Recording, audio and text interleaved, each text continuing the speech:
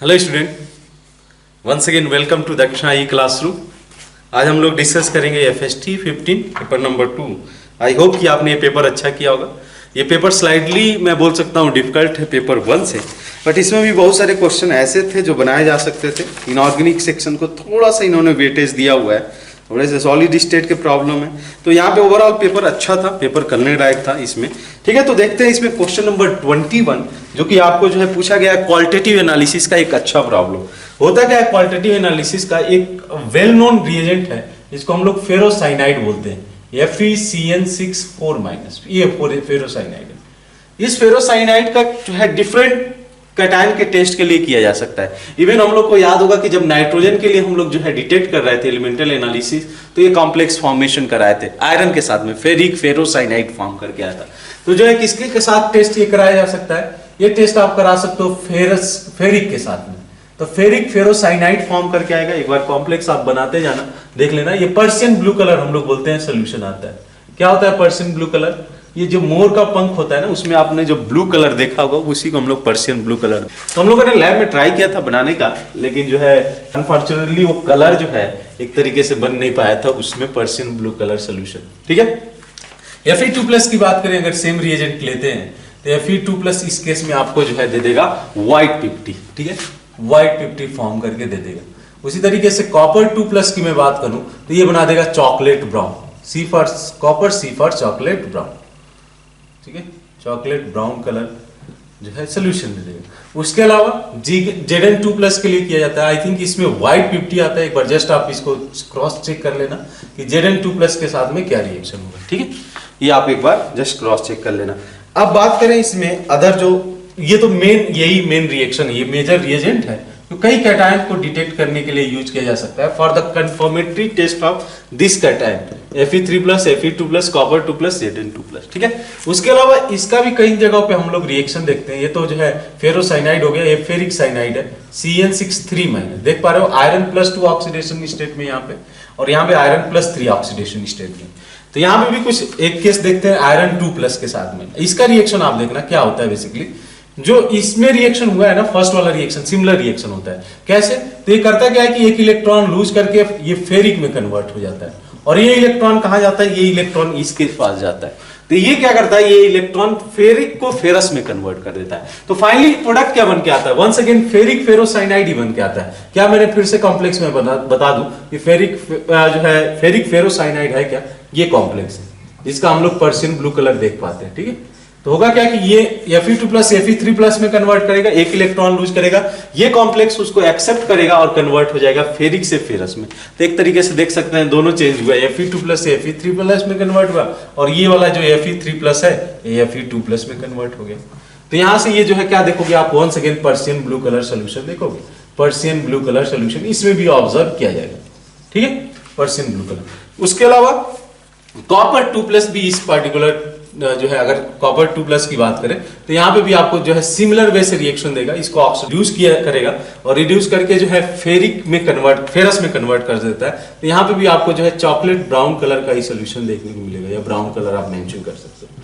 ठीक है, और उसके अलावा Fe3+ की मैं बात करूं तो Fe3+ में क्या देखोगे, इसके साथ मैं बात कर रहा हूँ फेरिक साइनाइड के साथ में। तो Fe3+ की अगर मैं बात करूं तो इसमें आप जो है ब्राउन कलर का सोल्यूशन देखोगे। ठीक है, ब्राउन कलर। ये उसके अलावा हमारा एक और रिएजेंट दिया हुआ है, दैट इज S2O3 थायो दिया हुआ है 2-। इसका अगर हम लोग Fe3+ के साथ रिएक्शन कराएं तो ये फॉर्म करता है FeS2O3 2-, नेट चार्ज इसे पॉजिटिव बन जाएगा। तो ये जो है वायलेट कलर सोल्यूशन होता है। ये वायलेट कलर कुछ टाइम के बाद डिसअपीयर हो जाता है।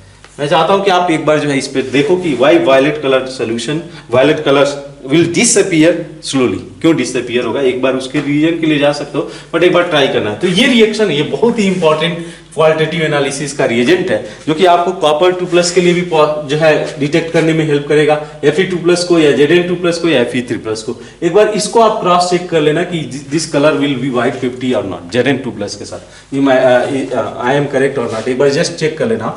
तो क्वेश्चन आपसे पूछा गया, इसमें कॉम्बिनेशन आपको देखना है।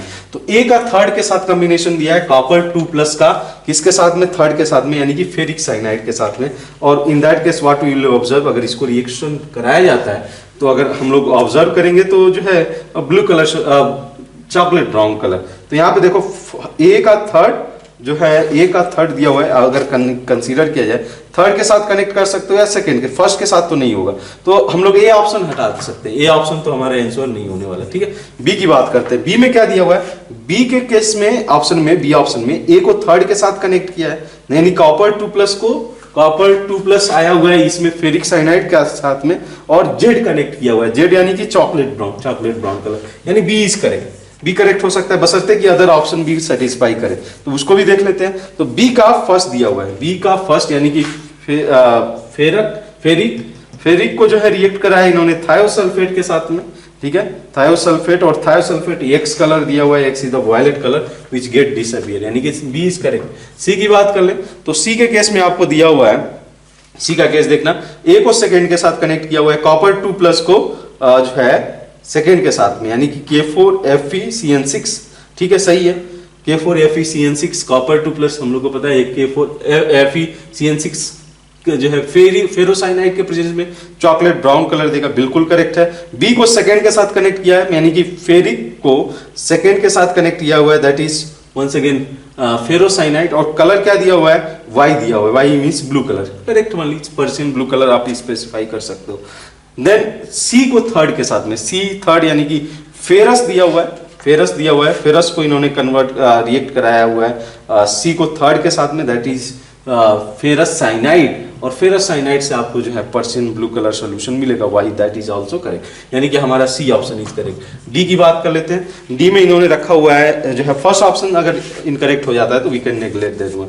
ए को थर्ड के साथ कनेक्ट किया हुआ है, that is copper 2+ with Y means blue colour नहीं देखने को मिलेगा, कॉपर के लिए आपको जो है चॉकलेट ब्राउन कलर ये ऑब्जर्व करने को मिलेगा, तो चाहे वो हम लोग इसमें रिएक्शन कराएं या इसमें रिएक्शन कराएं, will observe the chocolate brown colour, and D is incorrect, blue colour नहीं देखोगे आप कॉपर के साथ में। ठीक है, क्लियर है ये। तो 21 के केस में B and C is option is correct. थोड़ा सा जो है लेंथियर प्रॉब्लम है कंपेयर टू अदर जो प्रॉब्लम इस सेक्शन के हैं इस पर्टिकुलर पेपर में। ठीक है, देखिए इसमें क्वेश्चन नंबर 22 ऑब्जर्व करते हैं, तो ये आपको याद रखना पड़ेगा, ये this is the result we have to remember, colour के लिए और कोई रास्ता नहीं। जैसे मैंने जो है कनेक्ट कर दिया C for chocolate, C for copper, C for chocolate, right. तो इस तरीके से थोड़ा सा आपको जो है न्यूमेरिक्स अपने तरफ से तैयार करना पड़ेगा सच दैट कि आपको चीजें याद रहे। पर्शियन ब्लू कलर, राइट, हम लोगों ने लैब में टेस्ट ट्राई किया था, नहीं मिला था, तो जो है मोर के पंख जैसे जो ब्लू कलर होता है पर्शियन ब्लू कलर होता है। तो एक बार जस्ट जो है चीजों को आप कलर को विजुअलाइज कर लो, हाँ ये कलर ऑब्जर्व किया जा सकता है with some specific pattern with presence of some specific reagent. Now in the question number 22 जो है ऑर्गेनिक पार्ट से, जो कि वेल फेमस, ये हमारा क्वेश्चन क्या है, पूछा गया है कि डाइपोल मूवमेंट को कंसीडर करना है बेसिकली, और डाइपोल मूवमेंट बेसिक हर प्रॉपर्टीज को यहाँ पे अल्टर करेगा, तो समझना इस बात को। कार्बन ब्रोमीन है यहाँ पे, ठीक है, bromine hydrogen CH3, 1 by 1 properties हम लोग देखते हैं फर्स्ट और सेकेंड के केस में। ठीक है, अब आपके सामने क्या दिया हुआ है, विच of the following is true regarding the first and second. देखा जाए फर्स्ट एंड सेकेंड के रिस्पेक्ट में, पहला दिया हुआ है dipole moment of first is greater then second, possible है बिल्कुल, क्योंकि जो है देखो ब्रोमीन अपने तरफ -I इफेक्ट लगाएगा और ये +I इफेक्ट लगाएगा, तो नेट डाइपोल मोमेंट तो जो है ऐड हो रहा है, जीरो एंगल है दोनों के मूवमेंट में, अगर दोनों के मूवमेंट में जो है जीरो एंगल है तो जो है ऑब्वियसली जो है ऐड हो जाएंगे दोनों। और इस केस में क्या होगा, ये भी इसी तरीके से इफेक्ट है बट इसमें सम एंगल बनेगा, इसका मैं रिजल्टेंट इधर मैं दिखा देता हूँ, नेट रिजल्टेंट इसका जो है आएगा मैग्नीट्यूड इस डायरेक्शन में, बट चूंकि एंगल है दोनों मूवमेंट में, तो इस वजह से थोड़ा स्लाइटली कम वैल्यूज होगी, तो यानी कि ऑप्शन ए इज करेक्ट, और this option A is correct. Then अगर बात करें ऑप्शन बी की, तो ऑप्शन बी में क्या दिया हुआ है इन्होंने कि melting point of first is greater then melting point of second. कैसे डिसाइड किया जाता है, डाइपोल मोमेंट रोल में आएगा, नहीं डाइपोल मोमेंट रोल में नहीं आता है, डाइपोल मोमेंट बॉइलिंग पॉइंट के लिए रोल में आएगा, जो वंडरवॉल फोर्स ऑफ अट्रैक्शंस है या जो भी अट्रैक्शंस है, चाहे वो स्ट्रांग हो या वीक हो, जो है वो रिस्पॉन्सिबल होते हैं बॉइलिंग पॉइंट के लिए। लेकिन जहां तक बात करें इस मेल्टिंग पॉइंट के लिए हम लोग पैकिंग देखते हैं। अरे ऑलरेडी जो है अगर मॉलिक्यूल्स एक दूसरे के क्लोज हैं, सॉलिड से लिक्विड में आप कन्वर्ट कर रहे हो ना, तो सॉलिड स्टेट में ऑलरेडी होगा तो एग्जैक्टली एक दूसरे से बहुत ज्यादा क्लोज होगा, तो इस केस में वंडरवॉल फोर्स ऑफ अट्रैक्शन वगैरह इन सब का कोई ज्यादा मीनिंग नहीं रह जाता है। मीनिंग किसका रहता है, तो पैकिंग कैसा है क्रिस्टल के अंदर। अब इसमें होता क्या है कि देखो जो ये ट्रांस वाला है ना, ट्रांस वाले में जो पैकिंग होगा ज्यादा इफिशियंट होगा कंपेयर टू इसके सिस फॉर्म से। सिस फॉर्म का उतना इफिशिएंट पैकिंग नहीं हो पाएगा, बिकॉज अगर देखो तो एक लीनियर जो है शेप बनाया हुआ है, ये बल्कियर ग्रुप है, ये बल्कियर ग्रुप है, एक लीनियर शेप है, लेकिन यहाँ पे ये बल्कियर आ गया, बल्कियर आ गया, तो ये जो है जो पैकिंग होगी इसकी ज्यादा इफिशिएंट होगी। मेल्टिंग पॉइंट की मैं बात कर रहा हूं, तो ऑब्वियसली फर्स्ट का यहाँ पे भी करेक्ट होगा, B option is correct. C की बात कर ले तो सी में बोला है solubility in the H2O। Once again solubility के लिए फिर आपको जो है डाइपोल मोमेंट की बात करना पड़ेगा, बिकॉज डाइपोल मोमेंट जिसका डाइपोल ज्यादा होगा, मतलब लाइक डिजॉल्व, लाइक वाटर का जो है डाइपोल मोमेंट ज्यादा है, हम लोग को पता है, इसका भी डाइपोल मोमेंट ज्यादा होना चाहिए, तभी ये डिजॉल्व होगा, तो C option is also correct. D की बात करें तो डी में स्टेबिलिटी दिया है, stability of first and third, first is greater than second, बिल्कुल। ट्रांसफॉर्म में जो है there is no repulsion, but यहाँ पे रिपल्सन ज्यादा होगा, स्टेरिक रिपल्सन ज्यादा होगा। अगर ड्यू टू दिस रिपल्सन ये जो है इसको अनस्टेबल बनाएगा इस मॉलिक्यूल को, due to this repulsion this molecule, ये बल्कियर साइड है, भी बल्कियर ग्रुप है, तो जो है सिस फॉर्म जो है स्लाइटली इसका अनस्टेबल होगा कंपेयर टू ट्रांसफॉर्म, तो डी इज ऑल्सो करेक्ट, यानी कि A B C D all option is correct for the question number 22। Question number 23 अगर हम लोग देखें, बहुत ही आसान प्रॉब्लम है। इसमें क्या किया इन्होंने, ये इन्होंने एक रखा हुआ है OH कार्बन के साथ CCl3, ठीक है, ये हम लोग को पता है स्ट्रॉन्ग -I ग्रुप है, CCl3 इलेक्ट्रॉन को विड्रॉ करेगा, तो ये जो हाइड्रोजन है ना यहाँ पे प्रेजेंट है, इसको एसिडिक नेचर प्रोवाइड करेगा और ज्यादा। तो OH- जो कि हम लोग को सोल्यूशन में दिया हुआ है, ये जाके यहाँ से डिप्रोटोनेट करेगा, इसको जैसे ही डिप्रोटोनेट करेगा यहाँ से बॉन्ड इधर मूव करेगा, ये यहाँ से लीव कर जाएगा। तो बेसिकली हमारे सामने क्या बन गया है, ये बन गया है PSC बेंजाल्डिहाइड फॉर्म करके दिया हुआ है। ये प्रोडक्ट क्या होगा, ये CCl3- बना, ये प्रोटॉन एक्सेप्ट करेगा और तुरंत कन्वर्ट हो जाएगा CsCl3 यानी कि क्लोरोफॉर्म। अब देखो हमारे पास में NaOH सोल्यूशन में है, ऑलरेडी कंसंट्रेटेड सोल्यूशन में प्रेजेंट, तो होगा क्या, विथ हीट दिया जा रहा है, हीट मींस ये कार्बन कार्बन बॉन्ड ब्रेक करने के लिए, और कनिजारो रिएक्शन में भी हीट देना पड़ेगा, ठीक है। तो अब केस समझो इसमें कि होगा क्या कि इसके पास अल्फा हाइड्रोजन तो प्रेजेंट नहीं, तो इसलिए हम लोग बोल रहे हैं कि Cannizzaro reaction will takes place, one benzaldehyde will oxidise when one benzaldehyde will reduce. अगर ये ऑक्सीडाइज होगा तो ये फॉर्म कर लेगा COH, क्योंकि सोल्यूशन बेसिक है तो तुरंत ये सॉल्ट में कन्वर्ट हो जाएगा सोडियम बेंजोएट, और साथ में बना लेगा ये आपका CH2OH यानी कि बेंजाइलिक अल्कोहल। इसकी बात करें तो ये जो है सभी Cl3 को जो है रिप्लेस करेगा OH, ये बन गया, और तुरंत ये फॉर्म, मतलब बेसिकली हम लोग को पता है कि एक कार्बन से एक से ज्यादा OH ग्रुप जो है स्टेबल नहीं होते, अटैच नहीं हो सकते, because that molecule will be highly unstable. तुरंत वाटर मॉलिक्यूल एलिमिनेट हो जाता है, एक्सेप्ट क्लोरल मॉलिक्यूल जो हम लोग देख पाते हैं, तो यहाँ से तुरंत जो है H2O रिमूव करेगा और ये फॉर्म कर लेगा फॉर्मिक एसिड, जो कि सोडियम हाइड्रोक्साइड के साथ रिएक्ट करके सोडियम फॉर्मेट फॉर्म कर लेगा। तो अब 1 by 1 ऑप्शन देखो जाए तो ये तो दिया हुआ है, ए में हम लोग का जो है दिया हुआ है कि sodium benzoate will form, correct है। बी में ये दिया हुआ है बेंजाइलिक अल्कोहल विल फॉर्म, और सी में आपको जो है फॉर्मिक एसिड का सॉल्ट दिया हुआ है सोडियम फॉर्मेट, यानी कि A B C will correct. D में एसिटोफिनॉन दिया हुआ है, that is not going to be the correct, तो A B C will be correct answer for the question number 23। Question number 24 देखें, this is the classical example of SNI reaction. देखिए जाए 24 में SNI reaction है, कैसा है देखो आप, CH2 double bond CH CH2OH, ठीक है, यहां पे इन्होंने 14 दे दिया, मैं एस्ट्रिक साइन लगा देता हूं सच दैट कि हम लोग प्रोडक्ट में देख पाए, वैसे 14 भी आप रख सकते हो। इसको SOCl2 के प्रेजेंस में ध्यान है pyridine नहीं दिया हुआ है, pyridine होता फिर इन दैट केस जो है SNI नहीं फेवर किया जाता, ये जो है वहां पे हमारा आ जाता है SN2, तो SNI फेवर किया जाएगा विदाउट pyridine। तो यहाँ पे रिएक्शन कैसे देखने को मिलता है, एक बार थोड़ा सा मैकेनिज्म में आइडिया दे देता हूँ कि किस तरीके से ओवरऑल रिएक्शन कराया जाएगा। तो ये रहा हमारा जो है थायोनाइल क्लोराइड, ऑक्सीजन के पास लोन पेयर ऑफ इलेक्ट्रॉन है, ये अटैक करेगा, ये पहले बॉन्ड तो इधर ब्रेक होगा, लेकिन फाइनली क्या होगा, फिर से वंस अगेन इधर रिटर्न आएगा और ये Cl- को यहाँ से रिप्लेस कर देगा, ठीक है।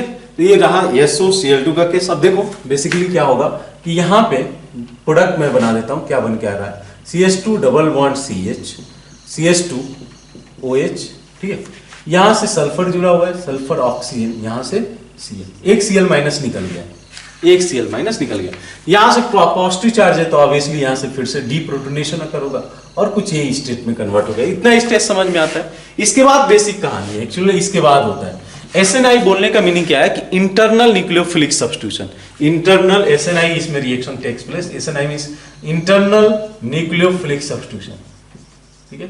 ये क्या मीनिंग हुआ, तो न्यूक्लियोफाइल का सब्स्टिट्यूशन इंटरनली होता है, मींस जो है जो रिएक्शन के अंदर ही न्यूक्लियोफाइल भी प्रेजेंट होता है और इलेक्ट्रोफिलिक सेंटर भी प्रेजेंट होता है, तो इंटरनल न्यूक्लियोफिलिक सब्स्टिट्यूशन अकर होगा। कैसे होगा ये थोड़ा सा आप देखो, तो ये क्लोरीन जो कि यहाँ पे न्यूक्लियोफिलिक सब्स्टिट्यूशन कराएगा, कैसे जाएगा, तो ये जो है देखो आपको कुछ इस तरीके से हम लोग ट्रांजिशन स्टेट हम लोग देख पाते हैं इसमें 6 मेंबर का। ये इसके साथ अटैक करेगा तो 1 2 3 4 5 6 मेंबर ट्रांजिशन स्टेट देख पाएंगे हम लोग। 6 मेंबर ट्रांजिशन स्टेट। अभी आते हैं प्रोडक्ट क्या बन के आएगा। 6 member transition state, cyclic transition state. ठीक है, नेक्स्ट स्टेज में क्या होगा, SNI हो रहा है, मींस यहां से ये इलेक्ट्रोफाइल काम कर रहा है और यहीं पे हम लोग का न्यूक्लियोफाइल और यहीं से हमारा इलेक्ट्रोफाइल भी है।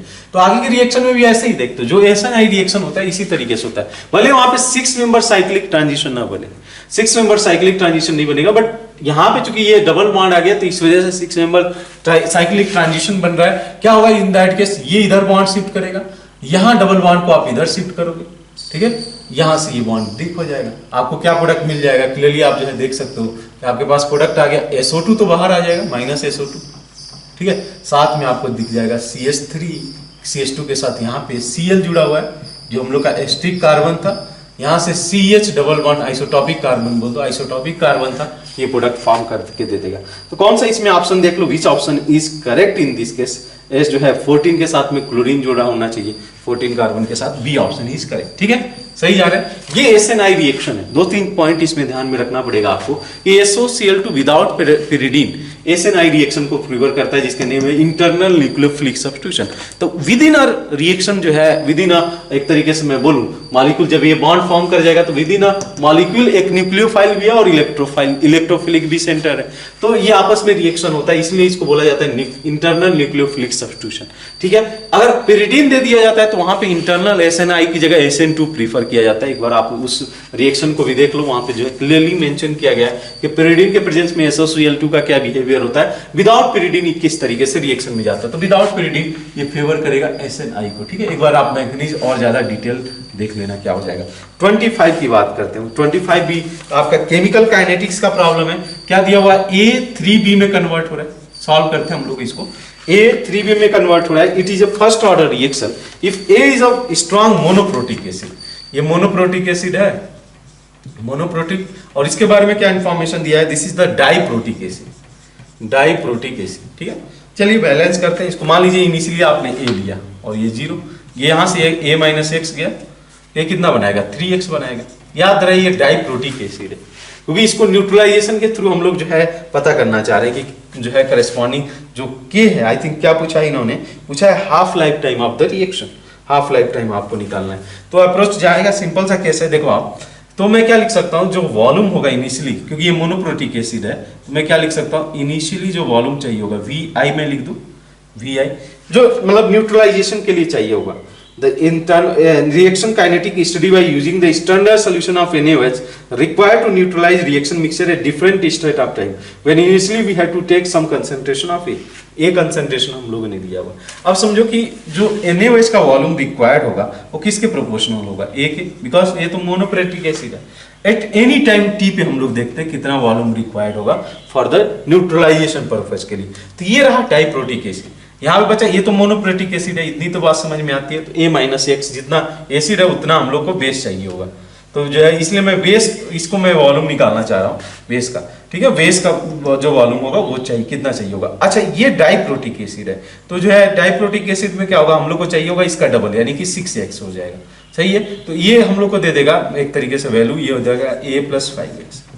इतनी बात समझ में आती है। एट एनी टाइम VT, इतना हम लोग को जो है मतलब एक तरीके से वॉल्यूम को हम लोग रिलेट कर रहे हैं, volume of NaOH required at time initially और जो है एट टाइम T। अब अप्रोच के लिए आते हैं। बेसिकली हम लोग को क्या चाहिए, A और जो है A-X चाहिए, तो हम लोग K निकाल सकते हैं। ठीक है, इससे हम लोग K कैलकुलेट कर सकते हैं। तो हम लोग जो है जाए इसमें कैलकुलेशन के लिए, देखते हैं। देखो K अगर मैं लिखता हूं दैट इज इक्वल टू 2.303। ठीक है, कितना आ जाएगा ये, इन्होंने क्या मेंशन किया हुआ है, कितना टाइम लग रहा है इसके लिए। ये observe that the 970 second was double the required initially. It was observed that the volume required after 970 second is double that was required initially. 2 times चाहिए होगा। देखते हैं इसको, करते हैं हम लोग, करने का मीनिंग क्या है। ठीक है, ये हो गया। अच्छा, इसको मैं क्या लिख सकता हूं, log of A/A-X, यही तो होगा, A/A-X। बट प्रॉब्लम क्या है, ये मतलब T टाइम मैं लिख देता हूं, एट टाइम T। ठीक है, ज्यादा अप्रोप्रिएट रहेगा। अब देखो इसको ए का रिलेशन निकाला जा सकता है, एक एक्स का रिलेशन निकाला जा सकता है इन द टर्म्स ऑफ जो है वी इनिशियल और वी फाइनल के टर्म में। देखो एक बार कैसे इसको कैलकुलेट किया जा सकता है।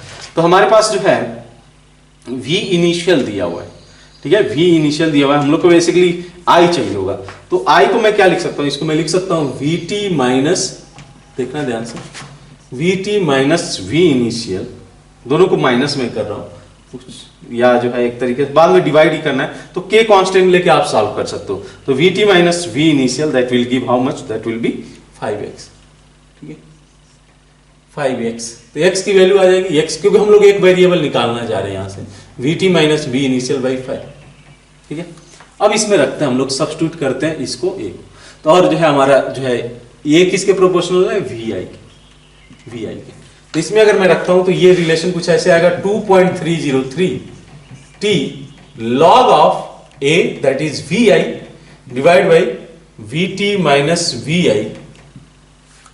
ये किसका वैल्यू, ये सॉरी इसका वैल्यू है x का, तो ये हो जाएगा vi a माइनस x यही होगा ना, a vt minus vi by 5, यही होगा। आता है इतना बात समझ में।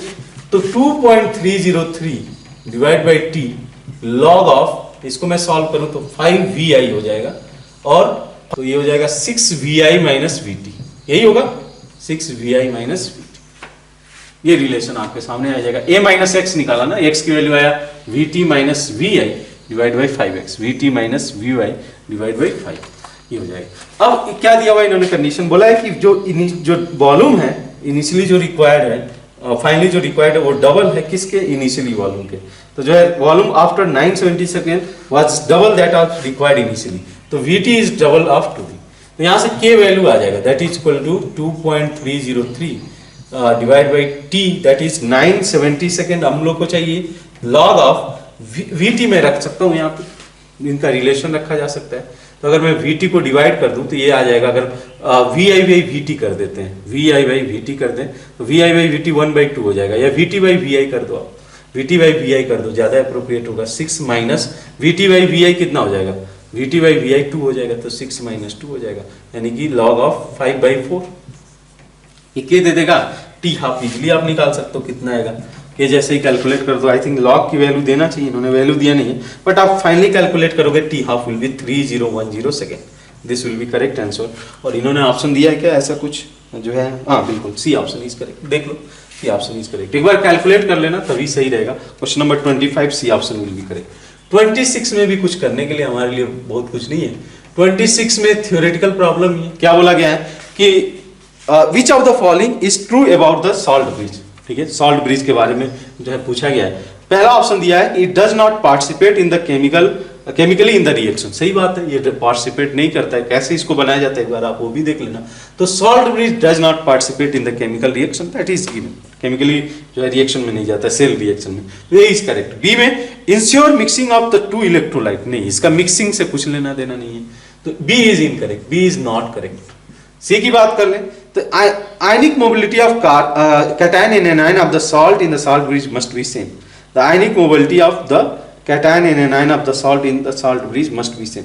ये सेम होना चाहिए, ठीक है, सेम रहता है ionic mobility. C option is correct. शायद इसी न्यूट्रलिटी को मेंटेन रखने के लिए जो है न्यूट्रलिटी को मेंटेन रखने के लिए ये जो है सॉल्ट ब्रिज का यूज किया जाता है, ठीक है। वो पढ़ा होगा आपने, रोल उसका पढ़ा होगा, जो है किस क्या वे होता है सॉल्ट ब्रिज को यूज करने का, रिप्रेजेंटेशन क्या होता है सॉल्ट ब्रिज का, तो ऐसे रिप्रेजेंट करते हैं हम लोग सॉल्ट ब्रिज को।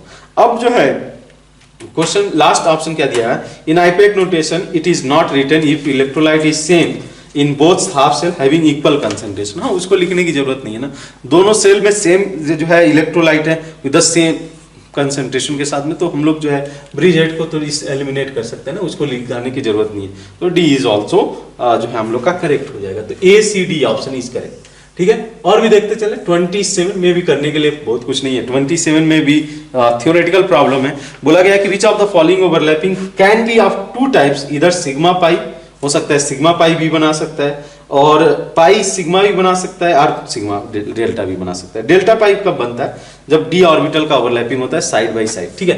तो इस केस में देखो आप जो है ऑब्जर्व करना कि D X square minus Y square पहला ऑप्शन है, plus D X square minus Y square, ठीक है। तो इन दैट केस क्या होगा, जब देखो ये जब एक्सिस के अलॉन्ग अगर ओवरलैप कर रहा होगा, एक्सिस के अलॉन्ग ओवरलैप करेगा तो सिग्मा बॉन्ड का फॉर्मेशन होगा। But side by side overlapping होता क्या है कि डी ऑर्बिटल का एक D X square minus Y square का प्लेन होगा, ऐसा कुछ होगा, समझना इस बात को। D X square minus Y square का ये कुछ आपके सामने प्लेन है, या मैंने गलत बना दिया, ये कुछ है, ठीक है, D X square minus Y square. अब क्या होगा कि अगर ये एक्सियल ओवरलैपिंग के लिए जाएगा तब तो सिग्मा बॉन्ड बनाएगा। लेकिन अगर मान लो कि इस पे इसके ऊपर जस्ट एक और मैं D X square minus Y square को ओवरलैप कराऊं, जस्ट एक मैंने ऊपर से रख दिया, ये तो बोर्ड के प्लेन में ही था, ये एक ऊपर से मैंने रख दिया, तो इन दैट केस ये डेल्टा बॉन्ड फॉर्मेशन अकर होता है, उसी को हम लोग डेल्टा बॉन्ड बोलते हैं। ये दोनों ऑर्बिटल, दोनों जो लोब्स हैं ओवरलैप कर रहे हैं साइड बाई साइड से, साइड बाई साइड से दोनों लोब ओवरलैप करें, वो डेल्टा बॉन्ड का फॉर्मेशन करेगा। तो सिग्मा एंड डेल्टा यानी कि option A is correct, option A is correct. B option की बात करें, बी ऑप्शन कंसीडर करो आप, S and P orbital, S plus P X orbital, इसमें ऐसा नहीं होगा। पाई जो है ये तो आपस में साइड ओवरलैपिंग नहीं करेंगे ना, यहाँ पे पाई बॉन्ड का फॉर्मेशन नहीं होगा, तो पाई बॉन्ड तो हर केस में ना, डेल्टा बॉन्ड भी नहीं बन सकता है, तो neither pi bond neither delta bond, हाँ सिग्मा बॉन्ड का फॉर्मेशन हो सकता है ओनली, तो ये ऑप्शन तो नहीं हो सकता है, ये ऑप्शन करेक्ट है। सी की बात करें तो सी के केस में दिया हुआ है डी एक्स वाई प्लेन में, एक्स वाई प्लेन में सेम कहानी है, बस ओरिएंटेशन चेंज हो गया। तो अगर मान लो कि ये एक्सिस के अलॉन्ग ओवरलैप करता है, पार्टिकुलर एक्सिस के अलॉन्ग, तब तो ये जो है बॉन्ड फॉर्म करेगा सिग्मा। अदरवाइज अगर ओवरलैपिंग होता है कि एक जो है जस्ट इसके ऊपर मैं रख दूं डी एक्स वाई ऑर्बिटल को और दो लोब्स ओवरलैप कर रहे हैं तो डेल्टा बॉन्ड का फॉर्मेशन करेगा, तो ये केस हो सकता है। पीजेड का केस क्या हो सकता है, हाँ पीजेड में एक्सियल अगर ओवरलैपिंग होता है तो सिग्मा बॉन्ड का फॉर्मेशन करेगा, साइड बाई ओवरलैपिंग होगा तो पाई बॉन्ड का फॉर्मेशन करेगा, तो C and D option is correct. तो A C D all three option is जो है all this three option is correct in this case, B will be not correct, B will be not correct. Question number 28 देखें अगर, तो ये आपको जो है सरफेस केमिस्ट्री का प्रॉब्लम्स दिया हुआ है। बोला क्या है, ये adsorption isotherm of three gases A and B C they have represented, और इसमें क्या दिया हुआ है, इन्होंने पूछा गया where theta is the percentage of surface area of the adsorbent covered by the gas and P is the partial pressure of the gas over the adsorbent. तो पहले तो हम लोग पता कर लेते हैं कि किसका जो है एक तरीके से एड्सॉर्बेशन सबसे ज्यादा हो रहा है, हाई एक्सटेंट ऑफ एड्सॉर्बेशन किस केस के लिए अकर हो रहा है। तो मैं क्या करूंगा, एक कोई प्रेशर कंसीडर कर लेता हूँ। इस कर्व वाले प्रॉब्लम को सॉल्व करने के लिए केमिस्ट्री में एक ही प्रॉब्लम होता है कि एक चीज को आप कांस्टेंट बना दो। तो अगर मैं एक कांस्टेंट रख दूं, जस्ट मैं एक वर्टिकल लाइन ड्रॉ कर देता हूँ सच दैट कि प्रेशर कांस्टेंट हो जाए। अब प्रेशर कांस्टेंट होने में सभी के लिए क्राइटेरिया सी, प्रेशर कांस्टेंट। अब इस केस में देखो आप कि यहाँ पे 1/थीटा की वैल्यू सबसे कम है, 1/थीटा दिया हुआ है, थीटा जो है दिया हुआ है, एरिया कितना एड्सॉर्बेंट एक तरीके से मैं बोलूं एड्सॉर्बेंट का कवर किया गया है, तो अगर एरिया जितना ज्यादा कवर किया गया होगा उतना 1/थीटा कम होगा। यानी अगर जिसका एक्सटेंट ऑफ एड्सॉर्बेशन ज्यादा होगा, एक्सटेंट ऑफ एड्सॉर्प्शन ज्यादा होगा, उसका मैं बोल सकता हूं कि 1/थीटा वैल्यू सबसे कम होगा। देन अगर मैं बोलूं कि इसमें एक्सटेंट ऑफ एड्सॉर्बेशन मीनिंग समझो, थीटा वैल्यू अगर हाइयर है तो 1/थीटा ऑब्वियसली लेस होगा। और थीटा क्या रिप्रेजेंट कर रहा है कि एरिया ऑफ एड्सॉर्बेंट, जो एरिया एड्सॉर्बेंट का है जो कि कवर किया जाएगा एड्सॉर्बेंट के थ्रू। तो यहाँ पे क्या बेसिकली है, अगर मैं कंसीडर करूं 1 जिसका थीटा वैल्यू बहुत ज्यादा होगा, 1/थीटा ऑब्वियसली कम हो जाएगा। तो इस पार्टिकुलर अगर प्रेशर की बात करें, एक पार्टिकुलर प्रेशर हम लोग कंसीडर करें और उस पर अगर ऑब्जर्व किया जाए तो ऑब्जर्व करने में क्या दिख रहा है कि सी का सबसे लेस 1/थीटा वैल्यू है, यानी थीटा वैल्यू सबसे ज्यादा सी का होगा।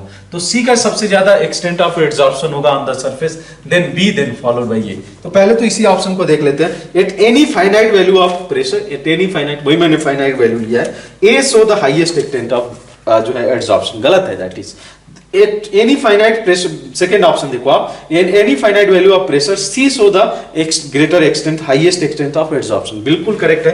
तो B option is correct, C सबसे ज्यादा दिखाएगा, C सबसे ज्यादा दिखाएगा। गैस ही है द हाईएस्ट क्रिटिकल टेम्परेचर, बिल्कुल गलत है। जो है जिसका एड्सॉर्प्शन ज्यादा होता है उसका हाई क्रिटिकल टेम्परेचर होता है। हाई क्रिटिकल टेम्परेचर मींस उसको आप लिक्विफाई करने के लिए एक रेंज ऑफ टेम्परेचर यूज कर सकते हो टू लिक्विफाई दैट गैस। तो ये पढ़ा होगा हम लोगों ने, क्वेश्चन भी बहुत बार बोर्ड में भी क्वेश्चन पूछा गया कि क्रिटिकल टेम्परेचर देकर पूछा गया किसका एड्सॉर्प्शन ज्यादा होगा, तो जिसका क्रिटिकल टेम्परेचर ज्यादा होगा ना उसका जो है एड्सॉर्प्शन भी ज्यादा होगा। D is correct option, B and D is correct, कुछ और ज्यादा करने के लिए नहीं है इसमें। ठीक है, नेक्स्ट क्वेश्चन पढ़ते हैं हम लोग पैराग्राफ्स टाइप के क्वेश्चंस में। तो यहाँ पे बड़ा अच्छा जो है पैराग्राफ दिया है फॉर द जो है बोरान ट्राई हाइलाइट्स के लिए। बोला गया है कि बोरान जो Bi3 है which can not be directly prepared between the reaction of boron and the elements iodine, elements के रिएक्शन से नहीं फॉर्म किया जा सकता एक्सेप्ट दिस अदर जो ट्राई हैलाइड्स है दे कैन बी प्रिपेयर्ड। उसके अलावा क्या दिया हुआ है कि tri halide consist of trigonal planar BX3 molecule, unlike the halides of other elements in the group they are monomeric in the gas. जो गैस अगर गैस फॉर्म में होगा, लिक्विड फॉर्म में हो सकता है या सॉलिड स्टेट किसी भी फॉर्म में होगा, डाइमराइजेशन अकर नहीं होता है इस केस के लिए। बड़ा इंटरेस्टिंग चीज ये है, ठीक है।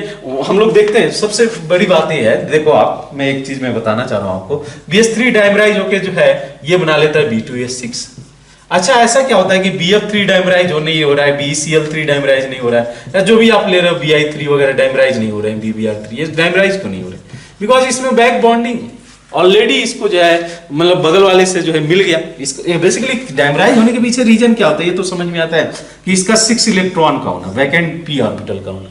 तो वैकेंट ऑर्बिटल को कोई बगल वाला अगर सेटिस्फाई कर दे, किसी तरीके से स्टेबलाइज कर दे, उसको इलेक्ट्रॉन दे दे, तो फिर इन दैट केस क्यों भटकेगा? इस बात को समझो, बहुत सिंपल सा मैं एक एनालॉग रखता हूं। बोरान के पास में अब होगा क्या कि वैकेंट p ऑर्बिटल, अब हाइड्रोजन यहाँ पे रहा जो है एक तरीके से, हाइड्रोजन के पास तो वैसा पॉसिबिलिटीज नहीं है कि इलेक्ट्रॉन डोनेट कर दे, कहाँ लोन पेयर ऑफ इलेक्ट्रॉन है।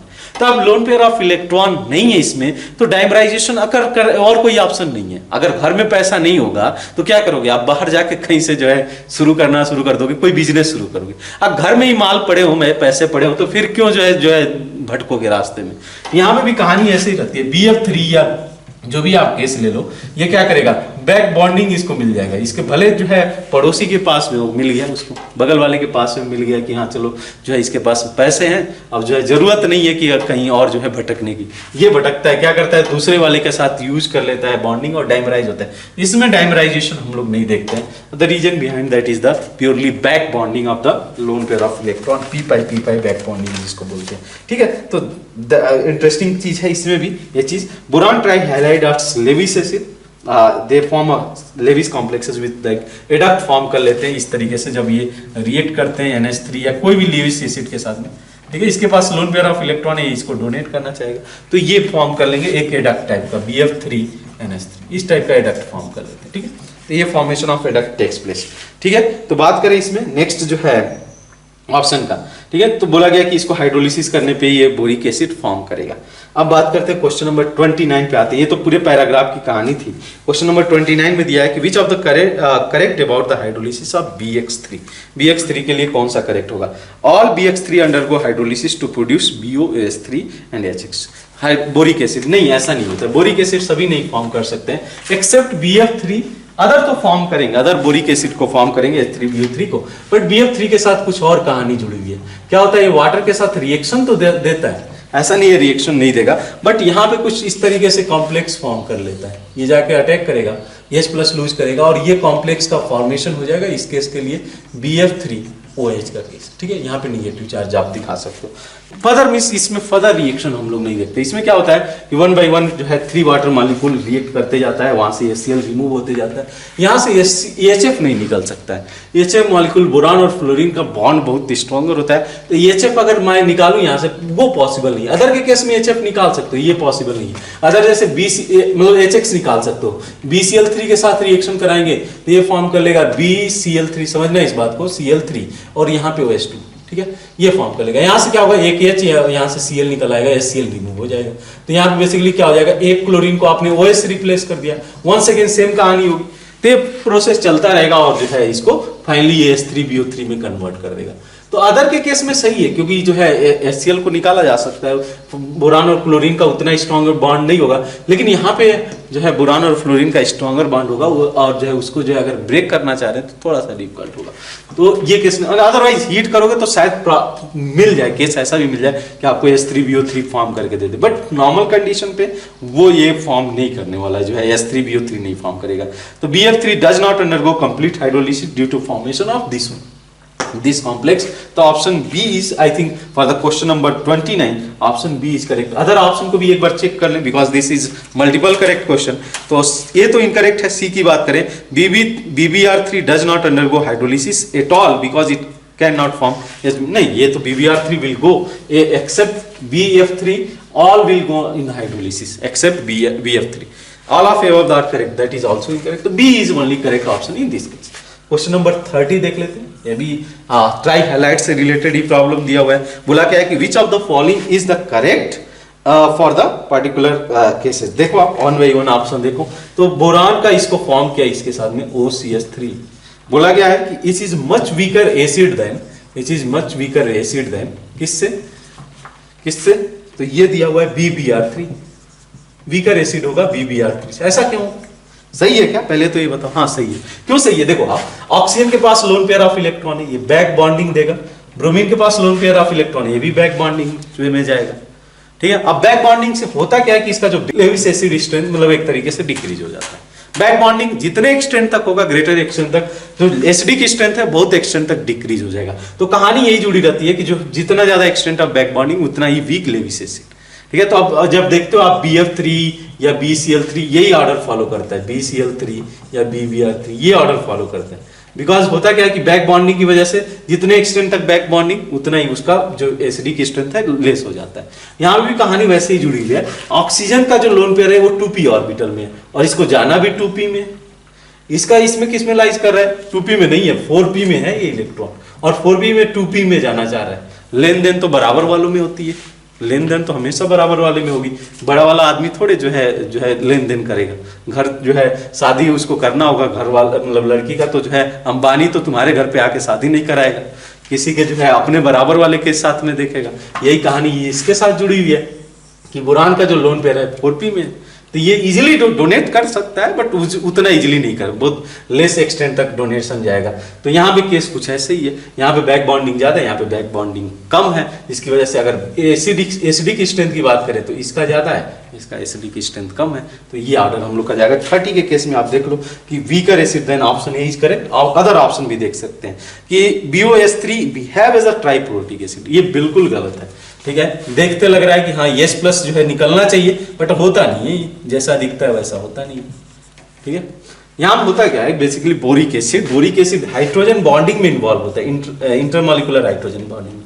तो इसका एक भी हाइड्रोजन फ्री नहीं होता है, एक भी हाइड्रोजन फ्री नहीं होता है सच दैट कि H+ निकाल दो आप इजीली।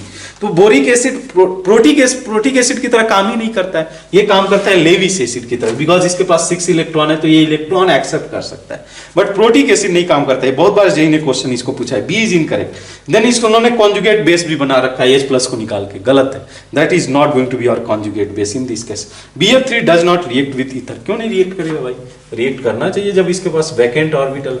अब भले ही फ्लोरीन इसको बैक बॉन्डिंग दे रहा है बट पैसे किसको नहीं पसंद होंगे अगर बाहर से इसको जो है कुछ आमदनी मिल रहा है। घर में भी पैसे निकल रहे हो, घर में भी पैसे हो रहे हैं और बाहर से भी पैसा मिल रहा हो, करना चाहते हैं, बैलेंस आउट करना चाहेंगे, पैसे बनाने चाहेंगे। यहाँ में भी ये क्या करेगा? ऑक्सीजन अपना लोन पेयर इसको डोनेट करेगा बोरान को, और डोनेशन पॉसिबल है, यानी कि D is correct, D is incorrect. Not लिखा है BF3 does not react with ether, that will react. यानी कि हम लोग का इस केस में option A is only correct for the question number 30। Question number 31 solid state और से प्रॉब्लम है। 31 and 32 both problem solid state से प्रॉब्लम है।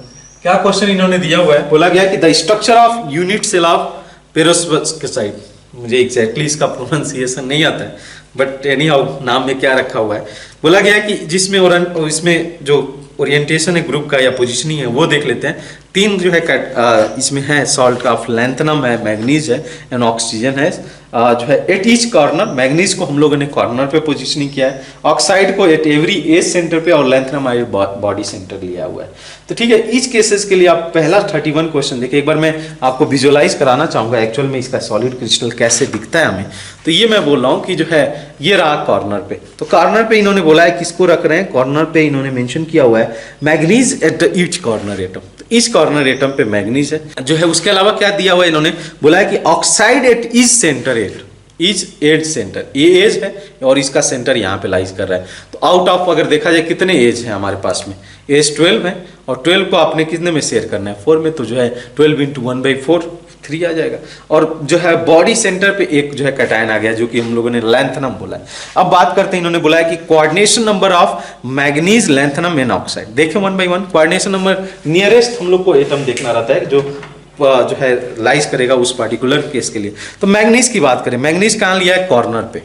अब कॉर्नर पे अगर आप देखो तो मैग्नीज से टच करते हुए ये जो है ऑक्साइड हुआ, मैंगनीज से टच करते हुए ऑक्सीजन हुआ, मैंगनीज से टच करते हुए ऑक्सीजन हुआ। बट अदर जो क्रिस्टल उधर ऑब्जर्व किया जाएगा, इसके जस्ट बगल वाले आपके सामने, तो ये एक ऑक्साइड इधर भी जुड़ा रहेगा। अगर मैं इसको देखूं तो एक ऑक्साइड इधर होगा, एक ऑक्साइड ऊपर होगा, एक ऑक्साइड नीचे होगा। यानी मैं देखूं कि इसको सराउंड करने के लिए इस पार्टिकुलर जो मैंगनीज आयन है, इसको जो है 6 ऑक्साइड से सराउंड किया जाएगा। तो ऑब्वियसली इस केस में आपका जो कोऑर्डिनेशन नंबर हो जाएगा मैंगनीज के केस के लिए वो हो जाएगा 6। 31 में प्रॉब्लम कर रहा हूं, तो मैंगनीज के केस के लिए 6 हो जाएगा। समझ में आ रहा है? नियरेस्ट एटम जो इसको सराउंड करेगा, एक ऑक्साइड यहां से, एक ऑक्साइड यहां से, एक ऑक्साइड यहां से, एक ऑक्साइड इधर गया, एक ऑक्साइड ऊपर, ये जो है और क्या होगा, एक ऑक्साइड इधर और एक ऑक्साइड सामने आपके, तो जो है टोटल 4 ऑक्साइड तो ये प्लेन में हो गए, एक ऑक्साइड ऊपर। जिस तरीके से हम लोग स्क्वायर पिरामिडल देख सकते हैं, तो टोटल 6 हो जाएगा। ठीक है, इस केस के लिए। अब जो है आप नेक्स्ट बात करो। नेक्स्ट इन्होंने दिया हुआ है किसके लिए? लैंथनम के लिए। लैंथनम की बात करते हैं तो लैंथनम तो सेंटर पे लाइज कर रहा है ना, ठीक है, सेंटर पे लाइज कर रहा है। लैंथनम को टच करने वाले कितने होंगे? तो देखो लैंथनम से नियरेस्ट एटम कौन कौन सा होगा? नियरेस्ट एटम यही तो होगा, यही तो होगा जो ऑक्साइड है। तो लैंथनम अगर बीच में लाइज कर रहा है तो 1 2 3 ये सभी इक्वी डिस्टेंस होंगे इससे। ये थोड़ा ज्यादा डिस्टेंस पे होगा, लेकिन जो इक्वी डिस्टेंस होंगे देखो 1 2 3 4, 1 2 3 4, यहां से 4, ऊपर से 4 और नीचे से 4। तो टोटल अगर लैंथनम सेंटर पे लाइज कर रहे हैं, यहाँ सेंटर पे, तो ये ऑक्साइड नियरेस्ट होगा, ये oxide, all oxide will be nearest. तो लैंथनम के केस में ये 12 हो जाएगा। अच्छा, बात करें इसमें नेक्स्ट ऑक्साइड का दिया हुआ है कि ऑक्साइड का ऑक्सीजन के कितने होंगे। देख लो आप ऑक्सीजन के केस के लिए, तो ऑक्सीजन में जो है अगर मैं कंसीडर करूं, आपके सामने क्या है, ये केस है, ऑक्सीजन यहाँ लाइज कर रहा है। तो सब इस ऑक्सीजन के नियरेस्ट एटम कौन कौन सा हो जाएगा? ये दोनों एटम मैग्नीज वाले हो जाएंगे, और सब तो उससे दूर होंगे ना। तो इस केस के लिए वही पॉसिबल है। ऊपर जो है आप अगर जाओगे तो सबसे नियरेस्ट तो यही 2 एटम है ना। तो ऑक्सीजन के केस में जो कोऑर्डिनेशन नंबर हो जाएगा 2, यही हमसे पूछा भी है, the coordination number of manganese, lanthanum and oxygen 6 12 2, that यानी कि D option is correct for the question number 31। 32 को भी सॉल्व कर लेते हैं। 32 में क्या बोला गया कि विच रिलेशन इज करेक्ट। तो थोड़ा सा इसको हम लोग न्यूमेरिकली अप्रोच कर सकते हैं। जैसे कि मैं अगर देखूं इसमें इस एज को कंसीडर करूं, तो यहां पे रहा ऑक्साइड और यहां पे मैग्नीज। क्या मैं ऐसे लिख सकता हूं, r of manganese 2 plus radius of manganese 2 plus radius of oxide that is equal to how much. तो ये तो रहा एज आपका, ये सॉलिड का एज, ये डिस्टेंस कितना हो गया a/2, that will B a/2। सही है, समझ में आता है। दूसरा सेंटर से इसको जो है रिलेशन निकालना कि आर लैंथनम 2 प्लस होगा और ऑक्साइड के साथ में, ठीक है। तो लैंथनम कहां पे लाइज कर रहा है? ये सेंटर पे लाइज कर रहा है, दिस सेंटर पे लाइज कर रहा है लैंथनम। अब सेंटर से ऑक्साइड का डिस्टेंस कितना होगा? अगर ये फेस कंसीडर करो तो ये कितना डिस्टेंस होगा? a/√2, a/√2 होगा। तो radius of this one a/√2 क्यों मैं बोल रहा हूं? बिकॉज देखो √2 ये पूरा डिस्टेंस है, उसका हाफ। अगर मैं एक फेस के लॉन्ग इस डायगोनल को कंसीडर करूं तो a/√2 होगा। मैं क्या देख रहा हूं, सेंटर से ऑक्सीजन का distance, that will B a/√2। हम लोग को पता है कि ऊपर वाला वैल्यू ज्यादा है। देखो आप, ये ऊपर वाला वैल्यू है a/√2 ज्यादा है ना, ये वैल्यू तो ज्यादा है। और ये तो अगर मान लो आप माइनस कर दो, एक को जो है माइनस कर दो, तो r सेकेंड मैं ले लेता हूं इसको, और इसको मैं फर्स्ट कंसीडर कर लेता हूं। तो second minus first what will get, r lanthanum 2 plus minus r manganese 2 plus, that is equal to how much, a/√2। a/√2 की वैल्यू ज्यादा होगी a/2 से, ये तो समझ में आता है ना, √2 तो कम होगा। तो अब जो है ये वैल्यू ग्रेटर देन 0 है, यानी कि ग्रेटर देन 0 है, तो मैं बोल सकता हूँ r lanthanum 2 plus is greater then r manganese 2 plus. सही है। कोई है ऑप्शन इसमें जो कि ऑब्जर्व किया जा सकता है? लैंथनम 4 प्लस है, सॉरी ये मैंने 2 प्लस रखा है, 4 प्लस है, ये 4 प्लस है, यहाँ पे 4 प्लस। तो इस option will be correct, B option will be correct, ठीक है। और तो हम लोग बोल सकते हैं ऑक्साइड या लैंथनम। ऑक्साइड एनायंस है ना, एनायंस की साइज वैसे ही बड़ी होगी। एनायंस को तो हम लोग जो है, जो कैटायन है उसका साइज जो है कम होगा, ऑक्साइड का साइज तो बड़ा होगा ना। तो first option will be not correct. Edge centre of edge length of unit cell, manganese और ऑक्साइड के एज कर दे, नहीं उसका हाफ होगा। Are manganese plus RO2 minus दिया हुआ है इक्वल टू एज लेंथ, गलत है वो। Only b option we can see for this case is correct, जो हम लोग को ये रिलेशन मिला है, करेक्ट ना। तो 32 के लिए b option will be correct. Now 32, moving on the next question, जो है इंटीजर टाइप के सभी प्रॉब्लम है, ठीक है। अब यहाँ पे आपसे पूछा है कि consider the following list of reagent, जिसमें आपको बताना है कि which of the following reagent can oxidise aqueous iodide to iodine. ठीक है, बस इसको आप सीरीज याद रख लेना कि जो है कौन सा स्ट्रॉन्गर ऑक्सीडाइजिंग एजेंट है और कौन सा वीकर ऑक्सीडाइजिंग एजेंट है।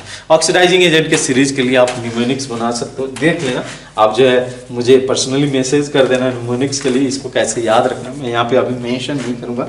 बट हाँ, डायरेक्टली हम लोग जाते हैं कि कौन कौन सा आयोडीन इसको आयोडाइड को आयोडीन में कन्वर्ट कर देगा। K2Cr2O7 एसिडिक मीडियम में, that is a strong oxidising agent, बिल्कुल ये कर लेगा। Then alkaline KMnO4 in the basic medium, बिल्कुल ये भी करेक्ट है आपका। KMnO4 in the basic medium, ये भी OH माइनस के साथ, ये भी पॉसिबल है। Copper sulphate, that is also oxidising agent, ये भी काम करेगा। कॉपर सल्फेट हम लोग यूज करते हैं। पेरोक्साइड की बात करें, that is also stronger oxidising agent than iodine, iodine से तो ज्यादा स्ट्रॉन्गर है। फ्लोरीन की बात करें तो हेलोजन सीरीज में तो वैसे ही जाते हैं, फ्लोरीन, क्लोरीन, ब्रोमीन।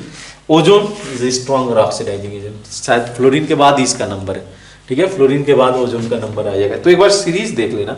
FeCl3 बिल्कुल ये भी सही है। HNO3 this is also stronger oxidising agent, ठीक है, हो गया। Then Na2H2O3, no this is not strong. Thio है ना, थायो स्ट्रॉन्गर ऑक्सीडाइजिंग एजेंट नहीं है। इसमें आपसे क्वेश्चन में पूछा है कि which can the total number of reagent that can oxidise aqueous iodide to iodine, aqueous iodide to iodine में कन्वर्ट करना है, ठीक है। तो ये जो है इसमें थोड़ा सा जो है ट्रिक है, क्या है, KMnO4 जो है आयोडाइड को आयोडीन में नहीं कन्वर्ट करता है, ये इसको ऑक्सीडाइज कर देता है KiO3, ठीक है, KiO3 में I माइनस को कन्वर्ट कर देता है ये KiO3 में। तो ये भी ऑक्सीडाइजिंग एजेंट है, स्ट्रॉन्ग ऑक्सीडाइजिंग एजेंट है, बट लोग गलत कर सकते हैं इसको, बिकॉज ये I माइनस को KiO3 में कन्वर्ट कर देता है, नॉट I2 में। तो इस वजह से अगर मैं ऑप्शन देखूं तो ये ऑप्शन करेक्ट है, क्योंकि हम लोग को क्या चाहिए, I माइनस से I2 में कन्वर्ट करने वाला रिएजेंट चाहिए, ऐसा रिएजेंट जो I माइनस को I2 में कन्वर्ट कर दे, ठीक है। तो अगर मैं इस केस की बात करूं तो I माइनस से I2 में कन्वर्ट करने के लिए K2Cr2O7 का यूज किया जा सकता है, copper sulphate, H2O2, chlorine O3, FeCl3, HNO3 का यूज किया जा सकता है। 1 2 3 4 5 6 7 will be correct answer for this, ठीक है, 7 विल बी करेक्ट। 38 की बात कर लेते हैं। 38 में बहुत ज्यादा ये डिफिकल्ट प्रॉब्लम नहीं है। क्या बोला गया है कि assuming the covalent radius to be additive property, what is the iodine distance in the para diiodobenzene? para diiodobenzene ये केस है, diiodobenzene के केस के, ठीक है, para diiodobenzene, ठीक है। अब करना क्या है इसमें, देखो आप क्या क्या दिया हुआ है। given that carbon carbon bond is in C6 is 1.40 angstrom, 1.40 angstrom, ठीक है। Covalent radius of iodine and carbon atom और 1.3, आयोडीन का दिया हुआ है 0.7 I think. Covalent radius of iodine is 1.33 और इसका रेडियस दिया हुआ है 0.7, ठीक है। मैं इसका यूज करके मैं बॉन्ड लेंथ इसका निकाल सकता हूँ, बॉन्ड लेंथ इसका निकाला जा सकता है, दोनों का हाफ करना होगा। तो अगर मैं लिखूं इसको कितना लिखा जा सकता है, दोनों का ऐड करना। कोवेलेंट रेडियस दिया हुआ है तो रेडियस में तो हाफ करने की जरूरत नहीं है ना, कोवेलेंट रेडियस दिया हुआ है, सही है।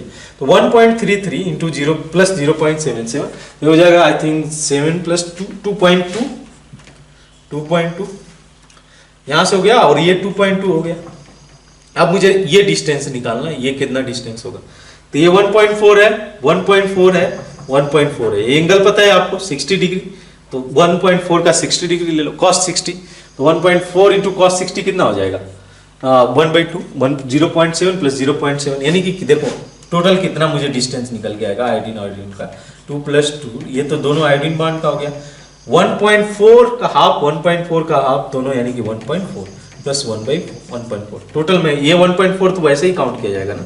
तो आपके पास डिस्टेंस कितना हो गया, ये हो गया 4.4 प्लस कितना, इसे ही जा रहे हैं हम लोग, 4.4 प्लस 2.8, आई थिंक थोड़ा सा मिस्टेक हो रहा है, this is the 2.1 sorry, this is 2.1 integer है, 2.1 we have to get, this how much will get 4.2, तो 4.2 plus 2.8 how much is value will get, that will be 7 value आ जाएगा। समझ में आ रहा है, बहुत सिंपल सा क्वेश्चन है, इसमें बहुत कुछ करने के लिए नहीं है। इसका मैं जो है cos 60 1/4 1.4 एंगस्ट्रॉम का 0.7, यहाँ से 0.7 1.4 और ये 1.4 आपने ऐड कर लिया, तो 7 is the correct answer in this case, ठीक है। और देखें इसमें और भी केसेस देख लेते हैं। 35 में देखो आप क्या मेंशन किया गया है, inversion temperature Ti is x into Boyle temperature, x की वैल्यू बताना है। तो जो है हमारा इस केस में जो रिलेशन आता है, देखना आप रिलेशन क्या आएगा, x की वैल्यू क्या कंसीडर किया जाएगा, देखना आप। तो बॉयल्स टेम्परेचर क्या होगा, इन्वर्जन टेम्परेचर 2a/RB अगर हम लोग देखते हैं, और बॉयल्स टेम्परेचर क्या होता है a/RB। अब इसको बोला है कि x times of boils temperature, तो x की वैल्यू क्या हो जाएगी, 2 हो जाएगी इस केस के लिए, x equal to 2। Next b, तो ऑप्शन जो है हम लोग को इंटीजर टाइप है ना, तो इसमें देखते हैं बी में क्या दिया हुआ है, Boyle's temperature is determined by the virial equation when the virial value of second virial coefficient is equal to 0 होना चाहिए। 0 होगा तभी हम लोग निकाल सकते हैं y इक्वल टू 0। एक बार वायरल जो है कोफिशिएंट देख लेना किस तरीके से बन के आ रहा है, तो 0 होगा तभी ये वैल्यू जो है निकल के आता है। ठीक है, एक बार इक्वेशन आप चाहो तो उसको कंसीडर कर लेना। ठीक है, ऐसा कुछ इक्वेशन बन के आता है, मैं बता ही देता हूँ। z equal to 1 plus b minus a/RT 1/b है। आगे जो है आपका और सीक्वेंस बढ़ते जाएगा, तो इसका 0 होना जरूरी है। ये 0 होगा तो आपका जो बॉयल्स टेम्परेचर है ये आ जाएगा क्या, a/RB। ठीक है, Boyle temperature is determined by the, यानी कि y की वैल्यू क्या हो जाएगी, 0 हो गई। ठीक है, y इक्वल टू 0। आगे बढ़ते हैं इसमें, तो बोला गया है कि the value of compressibility factor z at the given condition जो है z/w, तो z/w वैल्यू जा रहा है। तो अगर Pc Vc/RTC यही तो निकालोगे क्रिटिकल टेम्परेचर के लिए, और ये वैल्यू कितना आएगा अगर आप कैलकुलेट करते हो तो सबको वैल्यू रख देना, सबकी वैल्यू रखोगे तो कितना वैल्यू आएगा ये, this I think you will gate 3/8 will come. हाँ, एक बार देख लेना आप Pc Vc और Tc को रख के, दैट विल गेट 3/8। तो ये हमारा वैल्यू है किसका इक्विवेलेंट है, दैट इज z/w। तो z की वैल्यू हो गई 3, w की वैल्यू हो गई 8। तब इसको वैल्यू रखते जब पूछा गया है कि z plus w minus x minus y, z की वैल्यू सॉरी w की वैल्यू हो गई, z की वैल्यू हो गई 3, w की value 8 minus x that is equal to how much, 2, y 0। तो कितना हो जाएगा value, 8 plus 3 11 minus 2, how much value will get, that will get 9। तो 9 is the correct answer for the question number 35। Question number 36 देखें।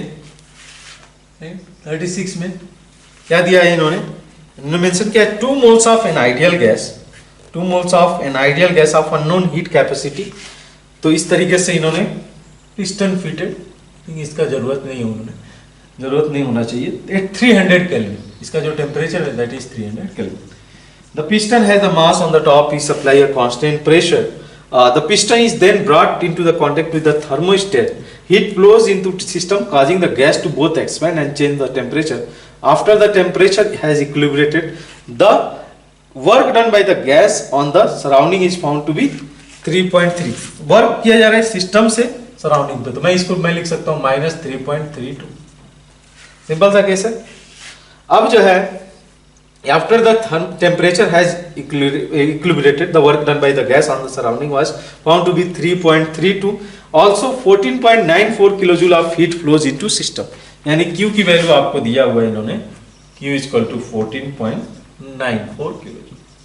ठीक है, what is the atomicity of the gas, ऐसे भी कर सकते हैं, first law of thermodynamic use किया जा सकता है। I think del U is equal to Q plus W, रख लो आप। तो 14 minus 9.4 minus 3.32 that we will get. यहाँ पे अगर इसको रखें तो कितना वैल्यू इसको देगा आपको, इसको अगर मैं माइनस करूँ कितना वैल्यू आएगा, वर्क माइनस 11.62। ठीक, ऑल्सो जो है व्हाट इज द एटॉमिसिटी, तो ये रहा डेल यू की वैल्यू। अगर CV निकल जाता है तो हम लोग जो है एटॉमिसिटी भी निकाल सकते हैं, NCV del T। ठीक है, NCV del T work done. अच्छा, इसको कैसे किया जा सकता है, मैं लिख सकता हूँ del U by W की वैल्यू, यहाँ पे मैं क्या करने जा रहा हूँ, del U by W। ठीक है, सच दैट कि जो है del T कैंसिल हो जाए, तो NCV del T में रख सकता हूँ divide by NR del T, number of moles will get cancel. अगर चाहो तो आप del T भी निकाल सकते थे, बट उसकी जरूरत नहीं है। ठीक है, अब यहाँ से आप कैलकुलेट कर लो, क्या करोगे, जो है CV की वैल्यू क्या होगी, F/2 R गेट कैंसिल, इसको आप निकाल दो F/2 के लिए, तो जो है 11.662 है। ठीक है, डिग्री ऑफ फ्रीडम निकल आएगा तो एटॉमिसिटी भी निकल आएगी, तो 11.62 हो गया, divide by how much value, work done की वैल्यू कितनी है 3.32। ठीक है 3.32 ये कितने से जाएगा ये देख लो आप 3.5 आई थिंक आएगा, हाँ सही 3.5 will be correct, f by 2 ये हो जाएगा 3.5 करेक्ट ना।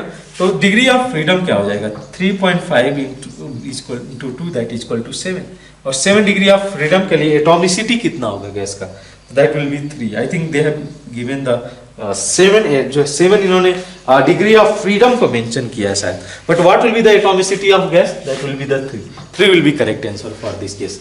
7 जो है डिग्री ऑफ फ्रीडम होगा। तो पूरा समझ में आता है work done, first law of thermodynamic मैंने यूज किया, मेरे पास हीट सप्लाई था, इसको मैंने डिवाइड किया, वर्क डन को मैं जो है लिख सकता हूँ nr del T भी लिखा जा सकता है, ये टेम्परेचर चेंज हो रहा है इस केस के लिए causing the both expand and change in the temperature, तो work done will be nr del T। तो nr del T इससे हमारा डिग्री ऑफ फ्रीडम आया 7 एंड 7 डिग्री ऑफ फ्रीडम किसके लिए कंसीडर किया जाएगा the gas with the atomicity 3, तो 3 will be correct answer. Question number 37 देखते हैं। 37 में आपको दिया हुआ है कि KSP of AgCN they have mention 4 into KSP they have mention AgCN का क्या हो जाएगा, ये दिया हुआ इन्होंने 4 into 10 the power minus 16, ठीक है। K of ACN they have given 4 into 10 the power minus 10. The value of molar solubility of AgCN in the 0.0 molar HNO3 is 10 the power, what will be the value of X, ठीक है। Consider किया जाए AgCN, देखना आप AgCN जो solution में आप HNO3 के साथ अगर इंटरेक्ट करता है यानी कि H+ के साथ में नाइट्रेट तो कंप्लीटली डिसॉल्व हो जाएगा। तो एक मैं इक्विलिब्रियम मेंशन करता हूं Ag+ फॉर्म कर लेगा और HCN फॉर्म करेगा, यही तो होगा HCN फॉर्म करेगा।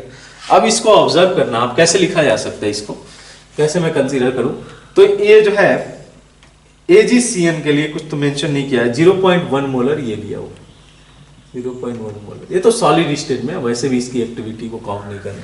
यहां से समझो कि अगर X यहां से डिसोसिएट हुआ बहुत कम अमाउंट वैसे जो है जाएगा रिएक्शन में, ये क्या फॉर्म कर लेगा 0.0 मोल, अगर X इसके साथ रिएक्ट में जाएगा तो ये फॉर्म कर लेगा X अमाउंट, ये भी X हो जाएगा। ऐसा कुछ लिखा जा सकता है, ऐसे कुछ लिख सकते हैं। अच्छा इसके लिए K लिखते हैं, K इक्विलिब्रियम लिखते हैं, K equilibrium equal to concentration of Ag+ into concentration of HCN divide by concentration of H+। अब मैं क्या करता हूं ऊपर और नीचे Cn- से मल्टीप्लाई कर देता हूं, Cn- से मल्टीप्लाई कर दो, तो इन दैट केस क्या दे देगा ये देखो आप H+ into Cn- into HCN, ये तो रहा Ag+ और Cn- KSP और नीचे क्या आ जाएगा ये हम लोग का K वैल्यू है, तो KSP by K ये इक्विलिब्रियम कांस्टेंट हो जाएगा। क्या होगा KSP by K कितना हो जाएगा, तो 4 into 10 the power minus 16 और K दिया है 4 into 10 the power minus 10, यानी कि KSP वैल्यू हो जाएगा 10 the power minus, ये K इक्विलिब्रियम वैल्यू हो जाएगी 10 the power minus 6। अच्छा इसके लिए सॉल्व किया जाए तो सॉल्व करेंगे तो ये वैल्यू आप रखो x² divide by 0.01 minus x बहुत कम होगा विथ रिस्पेक्ट टू 0.0s, इसको मैं एलिमिनेट कर सकता हूँ 10 the power minus 6 होगा। अब इसको आप रख लो x² equal to 10 the power minus 8, x की वैल्यू हो जाएगी 10 the power minus 4, तो 4 की वैल्यू दिया हुआ है यहाँ पे, इसको बोला है कि दिस वैल्यू हम लोग को पता करना है, तो 4 will be value in this case 4 is the correct answer, the value of x 4 is correct. ठीक है नेक्स्ट देखते हैं सर्टेन गैस, 38 भी आसान है, इसको भी करते चलते हैं। 38 आसान है, क्या बोला है कि certain gas hydrocarbon effuses root 2 times the slower as the nitrogen gas under the identical condition. The number of carbon atom in the one molecule of the hydrocarbon is P and the index of hydrogen deficiency index यानी कि due हम लोग से mention किया हुआ है that is Q. So find the value of P and Q. ठीक है निकालते हैं मोलर मास, इसको पहले निकालते हैं। हम लोग को पता है rate of diffusion of gas X gas divided by rate of diffusion of nitrogen, I think nitrogen से कंपेयर किया है N2, ये क्या हो जाएगा molar mass of N2 that is 28 divide by molar mass of X, ये नहीं पता है हम लोग को। तो बोला क्या है कि जो certain hydrocarbon effuse root 2 times slower, यानी कि जो रेट है इसका ज्यादा है, इसका रेट ज्यादा है नाइट्रोजन। इसको सॉल्व किया जा सकता है, mx निकाला जा सकता है, mx equal to how much that will give I think 28, how much you will get 56 you will get, निकालें इसको। तो CnH ये अगर हम लोग कंसीडर करें, दोनों कंसीडर करना पड़ेगा, देखो 12n + 2n, ठीक है ये कितना हो जाएगा 12n plus 2n that is equal to 56। इसको रख के मैं देख रहा हूँ, आप चाहो तो 2n माइनस 2 से चेक कर सकते हो, 2n प्लस 2 से भी चेक कर सकते हो। पहले इसको देख लेते हैं क्योंकि मेरे से ये डिवाइड लग रहा है, 14 से डिवाइड किया जा सकता है। तो कितना हो जाएगा, ये n की वैल्यू 4 हो जाएगी, n is equal to 4 we are getting. तो इसका फॉर्मूला हो जाएगा C4H8। क्या बोला है, the number of carbon atom in one molecule is 4। और क्या बोला है, the degree of unsaturation. Degree of unsaturation कितना होगा, कैलकुलेट कर सकते हो, आपको ड्यू कैलकुलेट करने आता है, 1 आएगा, 111। तो 4 into 1 that it will give 4, तो 4 will be correct answer for the question number 38। Next देखते हैं क्वेश्चन नंबर 39। अमाइड दिया हुआ इन्होंने CH CH3 C double bond O NH2, ठीक है। इसको इन्होंने ट्रीट किया हुआ है P4O10 के साथ, P4O10 हीट किया गया। तो P4O10 डिहाइड्रेटिंग एजेंट की तरह काम करता है। करता क्या है कि जो अमाइड है ना उसको साइनाइड में कन्वर्ट कर देता है। यहां से H2 निकलेगा, यहां से ऑक्सीजन, और ये फॉर्म कर लेगा CH CN, ये फॉर्म कर लिया। उसके बाद इसको हाइड्रोलिसिस किया इन्होंने, H3O प्लस के साथ ट्रीट किया। ये हमारा रहा प्रोडक्ट A, इसको हाइड्रोलिसिस किया, ठीक है, प्रोडक्ट B बना। हाइड्रोलिसिस करने पे क्या बना लेगा, ये एसिड बना लेगा, CH3 COOH। फिर इसको ट्रीट किया इन्होंने bromine in the presence of P, phosphorus, ठीक है। कौन सा रिएक्शन है, हेल्बोडार्ड-जेलेंस्की रिएक्शन, HVJ रिएक्शन। क्या होता है, इसके अल्फा पोजीशन पे जाके ब्रोमिनेशन करा देगा, ठीक है। मैग्नीज एक बार आप देख लेना, इसको डिटेल किया गया होगा नोटबुक में कि किस तरीके से ये रिएक्शन हो रहा होगा, ठीक है। इसको इन्होंने ट्रीट किया हुआ है अक्वस KOH के साथ में, अक्वस AgOH के साथ में, सॉरी। तो यहाँ पे क्या होगा, ब्रोमीन को रिप्लेस कर देगा OH से, और ये बन जाएगा alpha hydroxy acid, alpha hydroxy acid बन जाएगा। तो फाइनली यही बन के आता है अल्फा हाइड्रोक्सी एसिड, ठीक है। इसको हीट किया गया है, तो आपको पता होगा कि इस पर्टिकुलर एसिड का जो है डिहाइड्रेशन प्रोडक्ट बनता क्या है, ठीक है। एक रिंग बनाता है, ये साइक्लिक रिंग बनाएगा। कैसे, देखो आप ध्यान से, कार्बन कार्बन, ठीक है, ऐसा कुछ होगा डिहाइड्रेशन में। एक बार ये रिएक्शंस हम लोग ऑलरेडी मेंशन कर चुके हैं। ऑक्सीजन यहाँ पे, C डबल बॉन्ड वहां पे, C डबल, दो मोल्स आपस में रिएक्ट कर जाएंगे और ये कुछ इस तरीके से कंपाउंड फॉर्म कर लेगा अंडर डिहाइड्रेशन, ठीक है। तो ये 2 मोल्स ऑफ H2O रिमूव हो जाएंगे, यहाँ से 2 मोल्स ऑफ H2O रिमूव हो जाएंगे, ठीक है। इंट्रामॉलिक्यूलर, मतलब एक तरीके से इंटरमॉलिक्यूलर डिहाइड्रेशन में जाएगा और ये प्रोडक्ट आपको देगा। पूछा क्या इसमें, the number of oxygen atom in the final product E, जो है E में फाइनल प्रोडक्ट में ऑक्सीजन एटम कितने हैं, तो ये X की वैल्यू होगा ये 4। The number of geometrical isomers of the following product E, तो हम लोग का जो है ज्योमेट्रिकल आइसोमर्स बनेगा ही नहीं इस केस में, तो Y की वैल्यू क्या हो जाएगी, 0। हम लोग को निकालना है X plus Y that is equal to how much, 4। 30 40 भी देख लेते हैं। 40 के केस में क्या करना है आपको, तो 40 में दिया है if n is the total number of pentasaccharide of D glucose obtained by C1C4 glycosidic linkage, ठीक है। तो जो है between successive pyranose from of D glucose then the value of n divided by 4 is equal to, ठीक है। तो यहाँ पे जो है ये पेंटासाइक्राइड फॉर्म कर रहे हैं कुछ इस तरीके से, ठीक है।